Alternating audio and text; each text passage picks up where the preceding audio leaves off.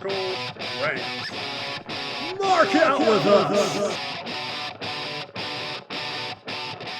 Hey guys, Mr. Awesome RC Gate here, and welcome to another edition of the Squared Circle Rants podcast. And today I have some fun, exciting topics to talk about. Well, maybe not so exciting, but interesting. I have some rants, as per usual in the title. But before I get into this, I want to let you know I've been ranting on, and I'm going to continue to do that. I'm trying to get views. I really am. I mean, come on, I'm being a little more professional here. Look at that. I got notes. But I also want to hear from you.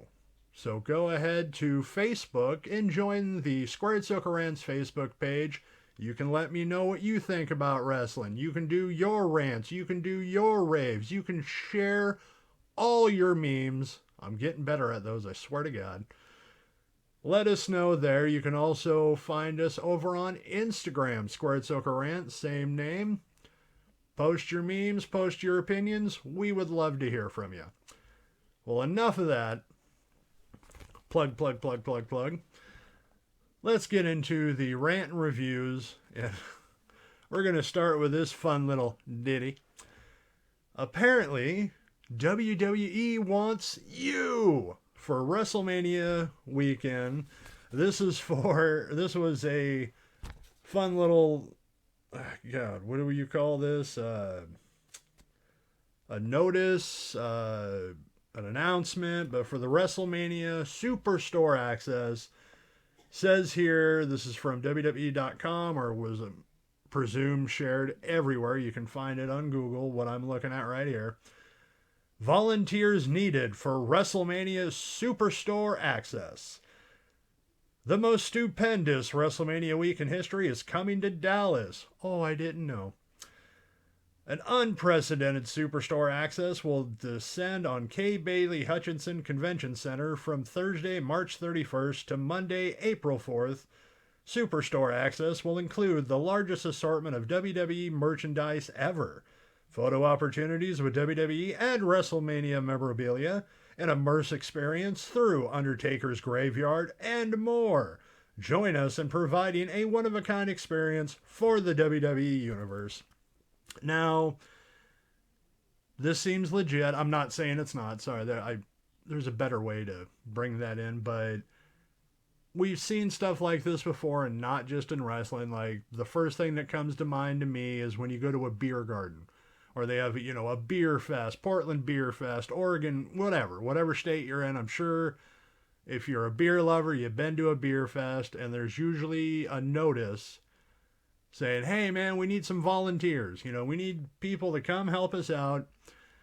And WWE is doing the same thing here. Volunteers must be 18 years of age or older. And that's all well and fine. However, the biggest difference between, local events you go to, beer gardens, whatever. WWE is a $1 billion company.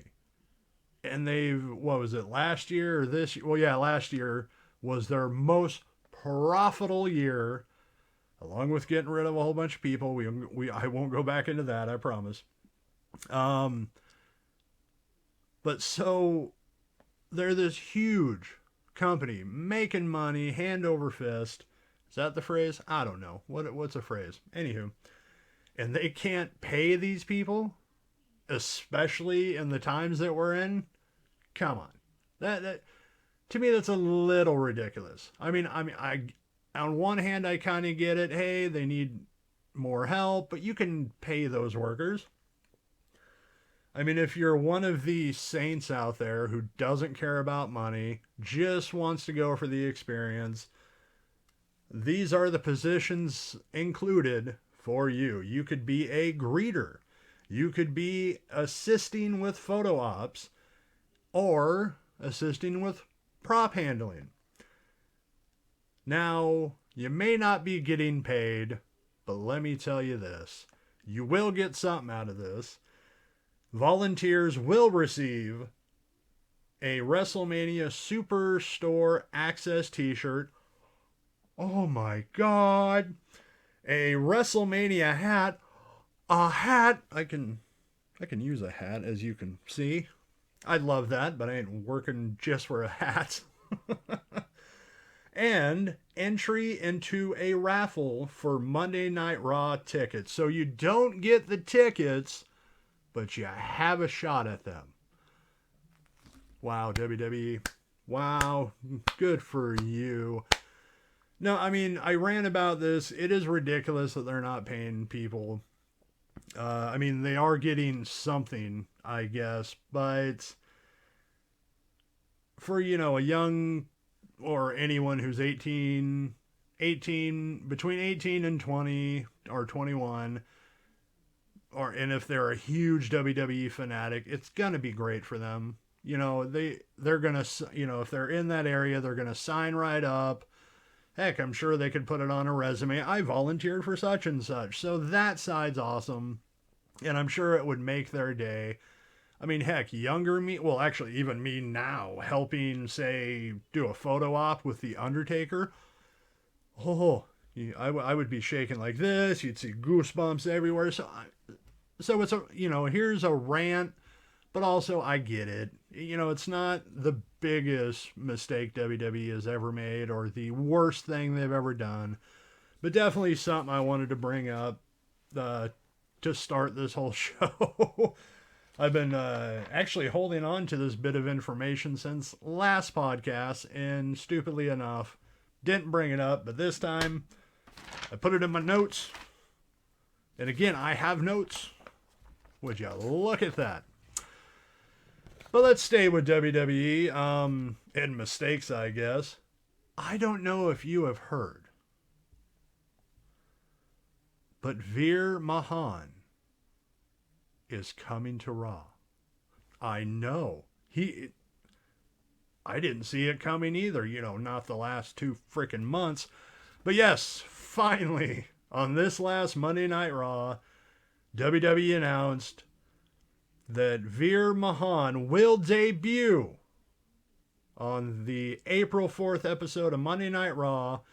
The Raw, what they call the famous or the unpredictable, typically Raws after Mania are exciting. The exciting, there you go, I found my words. Raws after WrestleMania are typically one of their biggest Raws, so I get the move, but God, did we need to build up so long? Like I said, I believe it was 2 months, maybe longer, but he's coming. He's coming. I see the joke there. Don't go there. He's coming. He's coming. And it's, by now, I'm not really excited. I mean, he looks like a big dude. I think, in my notes here, I put that he has been on Main Event, which I'll have to go check out myself. I've seen him wrestle maybe once or twice, but typically, within a tag team or being the bodyguard type situation. But God, finally he's going to debut. So, they got to do something big after, this huge, long build-up. They got to do something. I don't have too much faith that they'll do something big with him. Of course, that's with any wrestler, but we got this with the Emelina. There was another example I read the other day, and of course it popped right out of my mind. So they could blow it like Emelina, who build up, and then just randomly she comes out, I'm, officially going back to this name. Goodbye, and went, is Veer going to do? I doubt that. Veer's going to come out. I officially go back to Emelina. But, they got to at least try to do something big with this guy. I actually feel bad for him. Like, what they think is helping push this guy is actually not good for his career at the moment. Because you lose the momentum. No, okay, is he ever going to pop up? Does anyone care by this point? If you go to the Facebook page, Squared Soca Rants, I presented that question to all of you. Are you excited to see him? Got a few answers.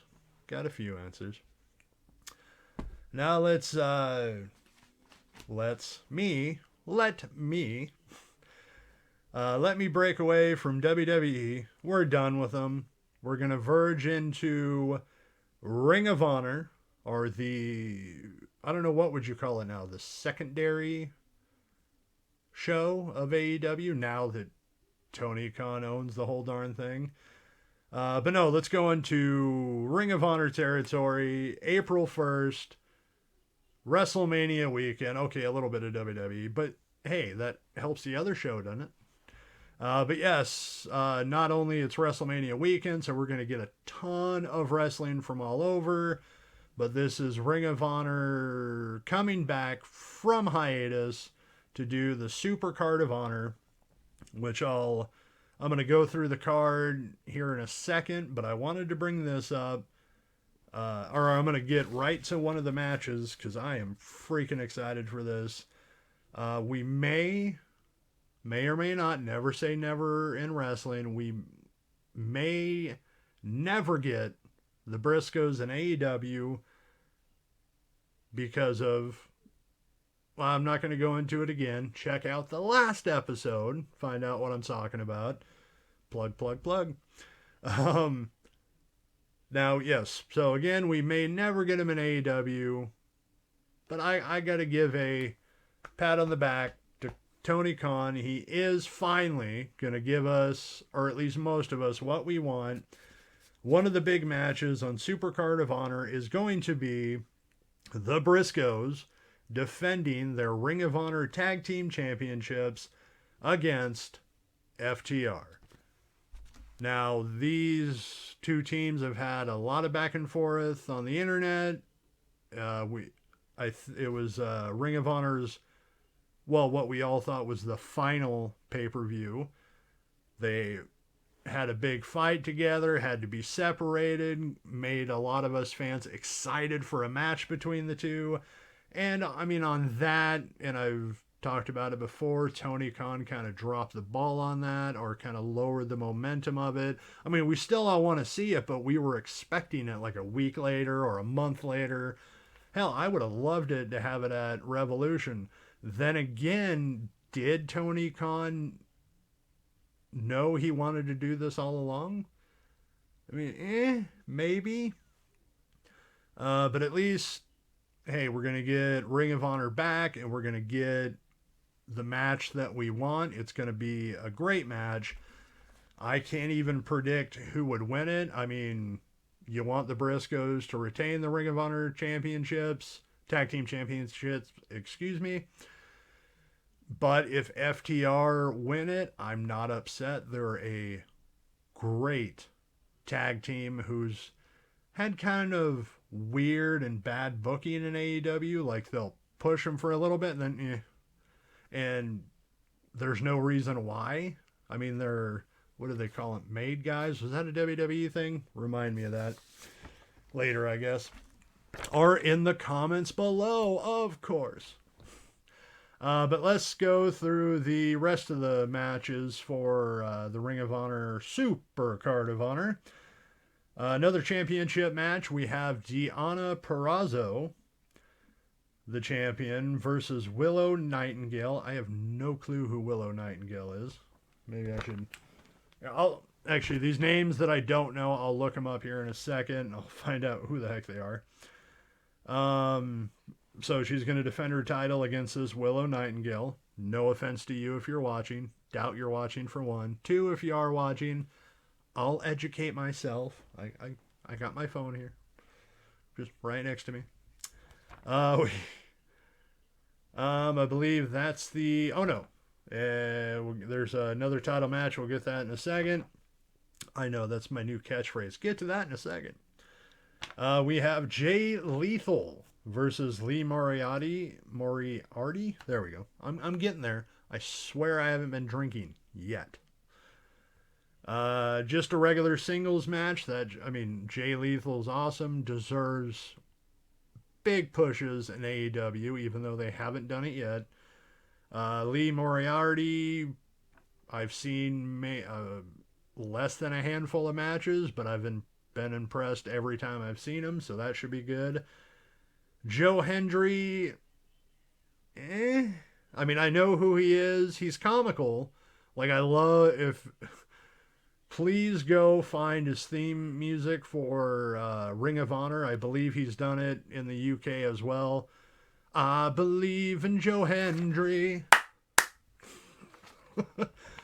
That's just a little taste, and also I don't want to be sued. But no, check it out. It's hilarious. He's got great physique, and last I saw, he buffed up even more.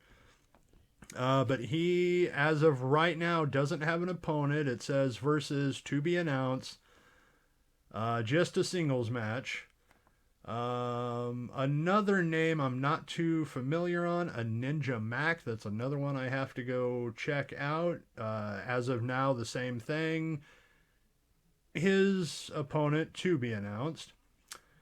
Then we have the last, just a regular singles match, would be Shane Strickland versus Alex Zane. Of course, I know who both of these are. I've seen a lot more of Shane Strickland in NXT or, the 205 Live. Great wrestler, great personality. Another thing that the WWE dropped the ball on. Alex Zane, I saw just a few of his matches in NXT, and I believe he was there as it was turning to the 2.0 era, and then I believe he was let go in the mix of all that. Oh, no, wait. I did see him on Impact Wrestling as well. Impressive. So these two should put on a really great show. And then what I'm sure will be the main event, I mean, it has to be, Jonathan Gresham versus Bandito to, I guess, unify the Ring of Honor Ring of Honor World Championship.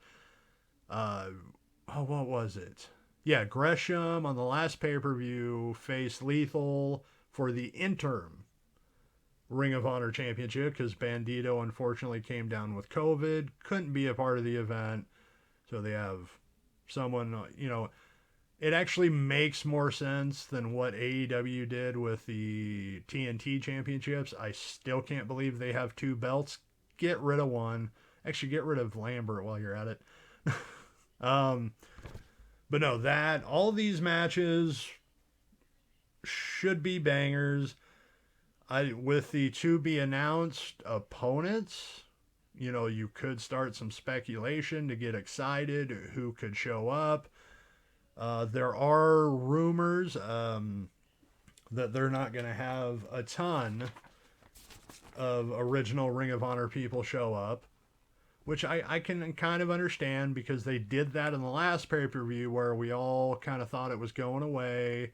This may be the last pay-per-view, so they had a lot of people showing their love and support. Now, I could be wrong. People, like, say, maybe a Bryan Danielson, maybe even Honor No More. That would be good. I am digging what they're doing on Impact with that. But no, it just leaves room for speculations. Who's going to be there? Who's going to show up? Even if not in these matches, anything can happen. And I'm sure Tony wants to do something like that to make sure Ring of Honor, gets a good push in the sunlight. Now, I'm sure he doesn't want it to be more successful than AEW, but he still wants a lot of eyes on it. But I'm excited for that. Let me know if you're excited. What do you think will happen? What match are you most excited for the Super Card of Honor show? Let me know in the comments below. All right, so let's move away from Tony Khan's side project to his AEW show. Now, it's been a while since I've watched either AEW Dark Elevation or even Dark. I don't know, I could throw the excuse, there's just so much wrestling, I didn't have the time, which is kind of a poor excuse because you see where I reside.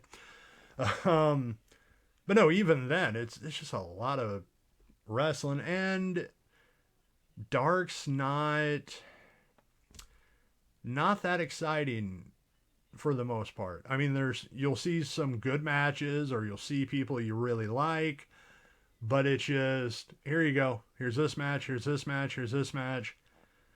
And, they are doing storylines in there, but if you're not a watcher of it, you're very confused when you watch the main shows.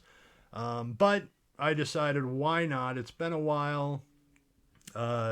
Let's watch some AEW, The Dark and The Dark Elevation. Dark Elevation, was all right. A few couple, oh, that was cute, moments. I even made a funny video out of it. Dark was a little bit better, but one thing did stick out. Oh, wait, sorry, before I get to that, while watching Dark, I went, holy crap, there's Jay Lethal. And then he surprised me even more being on Dynamite. But no, the one thing that really stuck out to me on Dark Elevation was Lance Archer just, appearing. Like, he came out all ticked off. I'm not going to go through his whole promo because I can't remember most of it. But one thing that just made me shake my head and laugh was, he was saying something like, I used to do everything for the fans, but not anymore. And then going on to his when I said everybody dies, I meant it when I said everybody die. Something like, whatever. He's obviously better at promos than I am.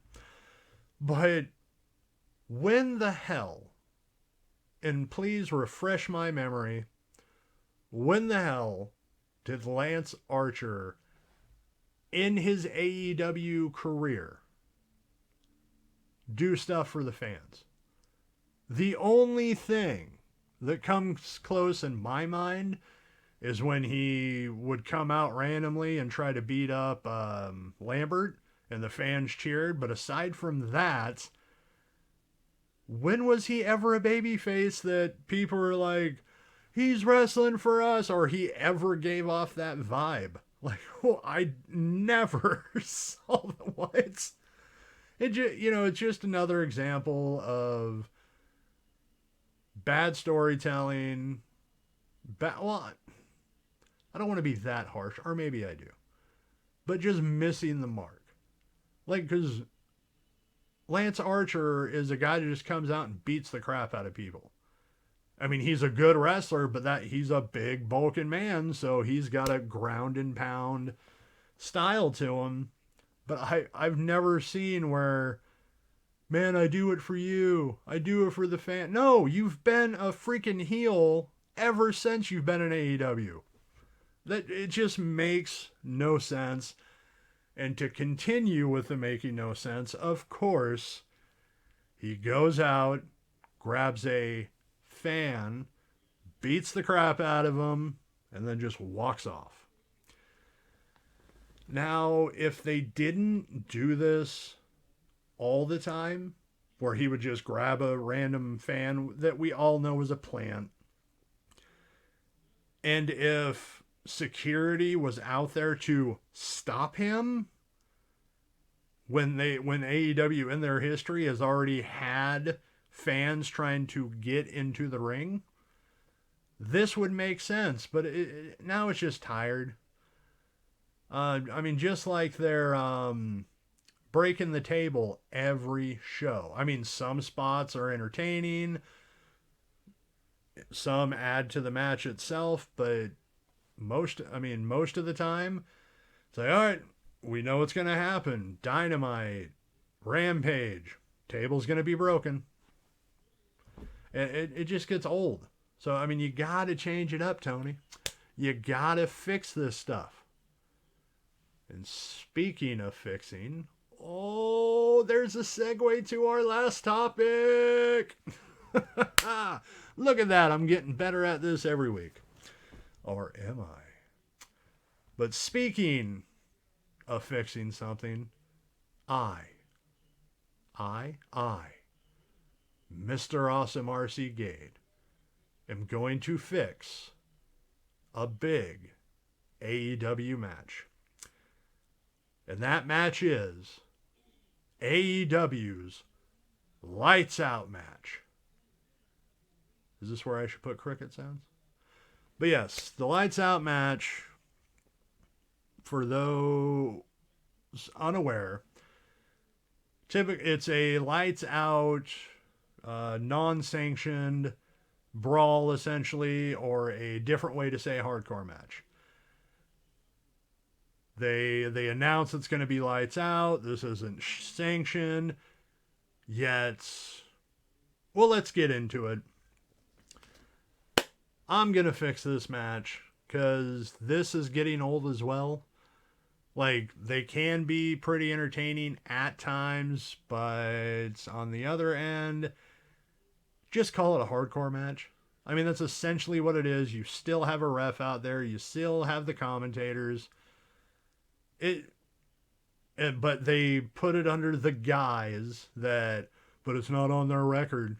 You know, they didn't lose, they didn't win. That's just what it is, which I kind of like that. But let's tweak things and fix this. Number 1, get rid of the name Lights Out. Just call it a non-sanctioned match. I mean, this is something for 2 men or 2 women or tag team, whatever. This should be a, how do you put it, like last, the final battle. You know, a feud or a rivalry that's been going on so long. You know, they fought in this type of match. They fought in that type of match. He's won. What is it gonna take? And that's how you build this. You know, okay, keep the whole, you know, it doesn't affect the rankings and everything, but build it on that. You know, have something that's been going on so long. I mean, but still entertaining. Come on, keep that part. But that, you know what? We got to end this. It's time to move on. So I'm just going to go out there and beat your ass. Because that's what I want to see. I'm hoping you'd want to see the same thing. Number 2, have the commentators and Justin Roberts do their usual send-off. You know, hey guys, thanks for viewing Dynamite or Rampage this week. We gotta go. Have Justin Roberts sign off. Hey, this is a non-sanctioned match. So, you know, have him do his little send-off and have them just go away. To me, that's builds more to this rivalry or feud or the match itself. I mean, you could maybe have the commentators hang and like you can see them sitting in chairs in the back watching, but cut the mics. Or even have Justin Roberts sit out there if he's interested, or just go away. It adds to it. Just no sound. You're just hearing the 2 wrestlers just start to go at it. You hear the fans, and that's all you need. Number 3, well, you need more. Don't ring the bell and don't have any referees. Don't have any referees. Things end when things end when one or both can't fight anymore, or one, a chicken shit heel, just runs away. Yeah, because you don't need the bell. It's not a match. It's non-sanctioned. It's just these people who want to start beating the crap out of each other. And that's how you don't just, you know, and also number 4, this adds to it, no entrances either. If this feud / rivalry is at this much of a boiling point, then they should just rush to the ring or just start beating the shit out of each other. Because then it's a fight. This isn't a match. You know, like I've said before, this is non-sanctioned. There's no rules. This is just a way to end it all. So you could have someone either lose by they just couldn't get up. You can even have both of them not get up to add to that, oh my God, they fought so hard. And if you'd want to actually see them wrestle in the future, not anytime recent, in the future, and then, put a draw. Like, man, we beat the crap out of each other so much, we couldn't find a true winner. So now it's time. I mean, well, actually, I know I'm contradicting myself just a little because I said this should be the end, but that's just a possibility. But yes, a non-sanctioned match should just be the end to this whole rivalry. Book something in the future maybe, but for now, this is it. No entrances, no music. Have the referees, commentators, and announcers just screw off. Let the two fight it out. And there you go. That makes, to me, that would make for better television. It makes for a better storyline. It makes you want to watch it. Like, let me find an example here. Not Jericho. No.